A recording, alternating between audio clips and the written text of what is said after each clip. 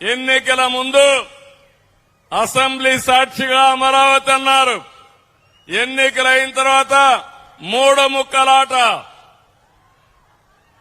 మూడు రాజధానులు అన్నారు.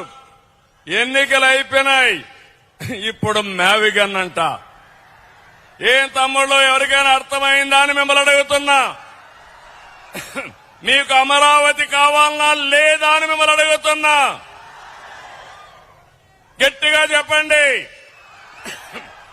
మన రాజధాని మన రాజధాని మన రాజధాని మన రాజధానికి కేంద్రం సహకరించింది. మనస్ఫూర్తిగా ప్రధానమంత్రి నరేంద్ర మోడీ గారికి, ప్రధానమంత్రి గారికి అభినందనలు, ధన్యవాదాలు. గట్టిగా చప్పట్లు కొట్టి కృతజ్ఞత తెలియజేయండి. ఎవరు ఎన్ని మాట్లాడినా అమరావతి దేవతల రాజధాని.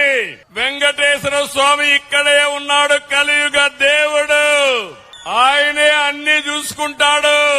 అమరావతి ఆపడం ఎవడి తరము కాదని మరొక్కసారి మీ అందరికీ విజ్ఞప్తి చేస్తున్నా.